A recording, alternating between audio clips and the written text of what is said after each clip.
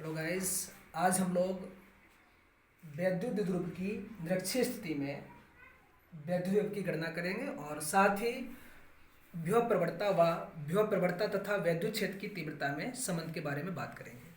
पिछले वीडियो में हम अक्षीय स्थिति में वैद्युत द्विध्रुव की वजह से जो वैद्युत विभव निकलता था उसकी गणना कर सकते और आई होप आपने उसे तैयार कर लिया होगा। यदि बेटा कोई प्रॉब्लम रह जाया करे, कोई बात समझ में आया करे, तो आप हमारे कमेंट बॉक्स में जाकर उसे लिख दिया करें ताकि हम दूसरे वीडियो में उस समस्या को दूर कर सकें। तो देखते हैं, बहुत सिंपल डेरिवेशन है और हमें उम्मीद है कि आप बिल्कुल अभी जस्ट सीख जाएंगे। हमने मान लिया हमारे पास एक वैद्युत द्विध्रुव ए भी है और उसकी निरक्षीय स्थिति को अनुप्रस्थ स्थिति भी कहा जाता है और अक्षीय स्थिति को अनुदैर्घ्य स्थिति भी कहा जाता है। तो इसकी निरक्षीय स्थिति में इसके मध्य बिंदु से स्मॉल r दूरी पर एक बिंदु P है, जिस बिंदु पर हमें इस वैद्युत द्विध्रुव की वजह से वैद्युत विभव की गणना करनी है। तो इसके लिए हमने देखा कि जो ये बिंदु O से ये V तक की दूरी और A तक की दूरी दोनों चूंकि ये मध्य बिंदु से नापते हैं, L और L होगी बिकॉज हमारी जो द्विध्रुव की लंबाई है वो 2L है और इसे R होने की वजह से पाइथागोरस प्रमेय से कर्ण वर्ग इक्वल टू लंब वर्ग प्लस आधार वर्ग से हमने इसे निकाल लिया। तो ये निकल कर आ जाएगा √r² प्लस l²। उसी प्रकार से ये दूरी भी r² प्लस l² हो जाएगी, यानी कि VP और AP दोनों की दूरियां समान हो जाएंगी। तो देखते हैं गाइस, तो अब जो है पहले हम देखते हैं इस प्लस Q की वजह से। तो प्लस Q आवेश के कारण बिंदु P पर जो वैद्युत विभव हो जाएगा, पता है हमें पिछले वीडियो में देख भी चुके हैं कि किस तरीके से एकल बिंदु आवेश के कारण वैद्युत विभव निकाला था। फार्मूला हुआ करता था V = 1/4πε0 Q/r और यहाँ हमारा r जो है वो है √r² प्लस l²। तो ये हो जाएगा VA = 1/4πε0 Q/√r² plus l² plus Q की वजह से बिंदु P पर। और उसी प्रकार से जो माइनस Q आवेश के कारण होगा वो हो जाएगा VV = -1/4πε0 Q/√r² प्लस l², क्योंकि माइनस आवेश है तो माइनस का हो जाएगा, लेकिन हमें चाहिए है बिंदु P पर इसकी वजह से संपूर्ण विभव। तो ये हो जाएगा गाइस, इसलिए बिंदु P पर परिणामी वैद्युत विभव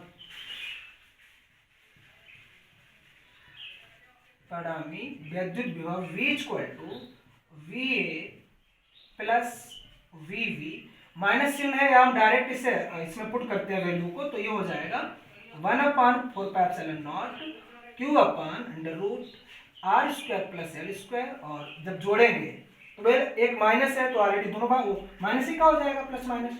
तो ये हो जाएगा 1/4πε0 Q/r² प्लस √l²। और ये दोनों चूंकि सेम वैल्यू है पर साइन अपोजिट है इसलिए कैंसिल हो जाएगी। अब बचेगा हमारे पास में V = 0। तो समझ में आया होगा आपके, निरक्षीय स्थिति में जो वैद्युत विभव होता है वो हमें 0 प्राप्त होता है वैद्युत द्विध्रुव की स्थिति में, जबकि जो अक्षीय स्थिति में होता है उसकी वैल्यू निकलती थी V = 1/4πε0 P/r²। और इसके बाद में अब हम इसी टॉपिक में कुछ अन्य फैक्ट्स की बात करते हैं। तो अब हम बात करेंगे विभव प्रवणता की, पोटेंशियल ग्रेडियंट। बहुत ही अच्छा टॉपिक है, देखते हैं। सबसे पहले वाले जो वीडियो था हमारा इलेक्ट्रिक पोटेंशियल को लेकर, तो उसमें हमने ऐसा बताया था आपको कि जो विभव है वो उसी प्रकार काम करता है जैसे द्रव स्थिति में द्रव का तल करता है, जिसपे द्रव बहा करता है, जैसा कि ऊष्मागतिकी में ताप किया करता है। अब होता यह है कि यदि किसी द्रव को ऐसे ही मुक्त रूप से छोड़ दिया जाए तो द्रव अपनाता स्वयं घूमने लगता है, मतलब वो फ्लो करना शुरू कर देता है और उसका फ्लो तभी तक बढ़ता चला जाएगा जब तक उसे निरंतर ढाल मिलता चला जाएगा या उसे निरंतर झुकाव मिलता चला जाएगा, या हम कहें कि लगातार ऊंचे तल से नीचे तल की ओर यदि वो चल रहा है तब तक वो बहता रहेगा। और ऐसा ही होता है विभव के सापेक्ष में। कैसा होता है देखते हैं। अगर वैद्युत क्षेत्र में मान लें वैद्युत क्षेत्र की दिशा इधर बाएं से दाएं की ओर है और हम किन्हीं दो बिंदुओं की बात करते हैं। सपोज ये हमारा बिंदु A है और ये बिंदु हो गया हमारा B। हम वैद्युत क्षेत्र की दिशा में आगे बढ़ रहे हैं और जब जैसे से आगे बढ़ते जाएंगे तो आवेश मैंने बताया था कि जो आवेश होता है यदि वो धन आवेश है तो सदैव उच्च विभव से निम्न विभव की ओर चलता है, ऋण आवेश है तो वो निम्न विभव से उच्च विभव की ओर चलता है। और चलने का मतलब वो फ्लो करता है, जैसे कि द्रव स्थिति में द्रव फ्लो करता है वैसे ही आवेश ऊंचे विभव से सदैव नीचे विभव की ओर जाता है और इस विभव को लगातार कम होना चाहिए ताकि आवेश बढ़ सके, आवेश आगे जा सके। तो हम यहाँ कह सकते हैं कि बिंदु ए और बी की अगर बात करें तो 100% इनके बीच में अगर वैद्युत क्षेत्र की दिशा इस प्रकार है कि वो ए से बी की ओर है तो यहाँ वैद्युत विभव अधिक होना चाहिए और यहाँ कम होना चाहिए, तभी आवेश जा पाएगा।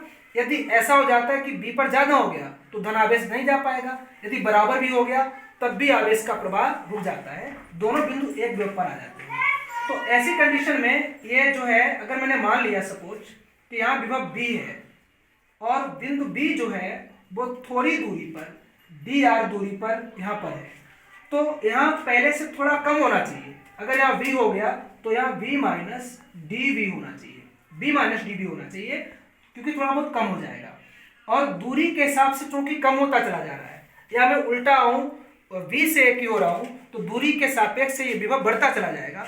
तो हम एक बात कह सकते हैं कहीं ना कहीं ये जो वैद्युत विभव है वो दूरी के सापेक्ष परिवर्तित होता है, और यही कि दूरी के सापेक्ष विभव का बदलना ही विभव प्रवणता कहलाता है। हम परिभाषा में कह रहे हैं डायरेक्टली दूरी के सापेक्ष विभव परिवर्तन की दर को विभव प्रवणता कहते हैं। और डिफिनीशन आप नोट कर लेंगे, ये नोट कर दे रहे हैं यहाँ पर,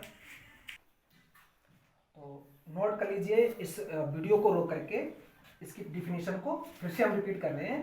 दूरी के सापेक्ष विभव परिवर्तन की दर को विभव प्रवणता कहते हैं और इसे dV ओवर dr से प्रदर्शित करते हैं।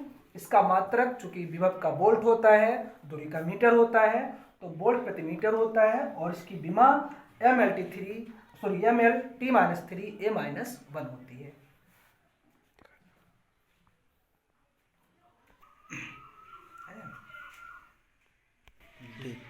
और अब इसमें हम देखते हैं विभव प्रवणता तथा वैद्युत क्षेत्र की तीव्रता में संबंध कैसे करेंगे। हमने मान लिया है कि एक वैद्युत क्षेत्र है वो ए से बी की ओर है, या मैं कहूँ कि बाएं से दाएं की ओर है, और इसी वैद्युत क्षेत्र में एक परीक्षण आवेश रखा हुआ है Q0। हमें पता है कि यदि वैद्युत क्षेत्र में परीक्षण आवेश या कोई भी आवेश रखा होता है तो उस पर एक वैद्युत बल काम करता है, और वो हो जाएगा आपका E=F/Q0 से F=Q0E, जिसकी दिशा वैद्युत क्षेत्र की दिशा में हो जाएगी। यहाँ वैद्युत क्षेत्र में दो बिंदु लिए हमने बेटा, ए और बी, दोनों के बीच की दूरी है dr। मैंने माना पहले बिंदु पर इसका विभव v है, और चूंकि हम बता चुके हैं जैसे जैसे आगे बढ़ते हैं क्षेत्र की दिशा में वैसे वैसे विभव में पतन होना शुरू हो जाता है, और यहाँ जाके विभव थोड़ा कम हो जाता है, वो हो जाता है v माइनस डी वी।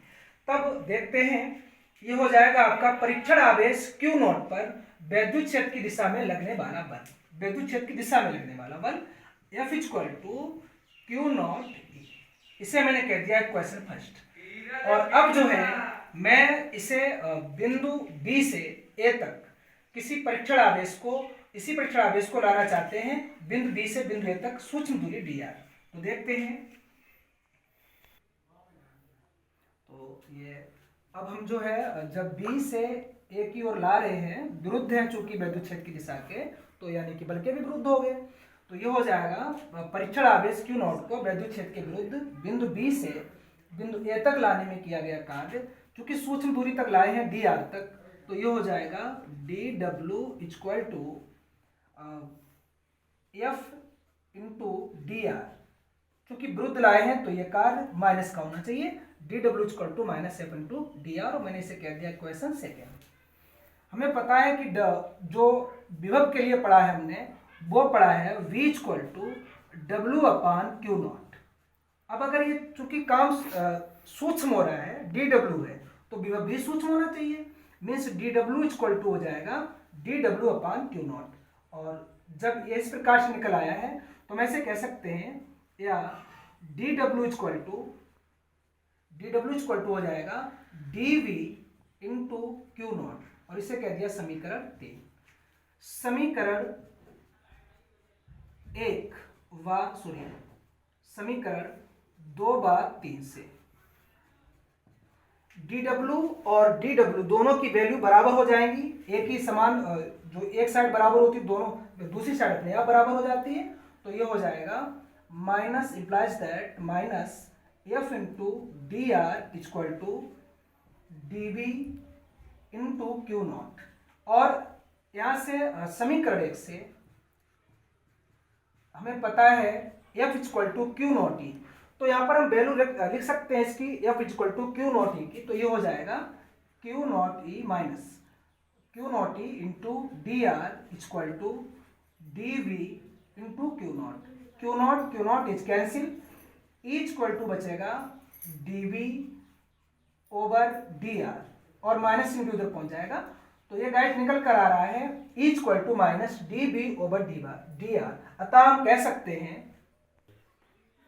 कि वैद्युत क्षेत्र में किसी बिंदु पर वैद्युत क्षेत्र की तीव्रता उस बिंदु पर ऋणात्मक विभव प्रवणता के बराबर होती है। यही दोनों में संबंध होता है।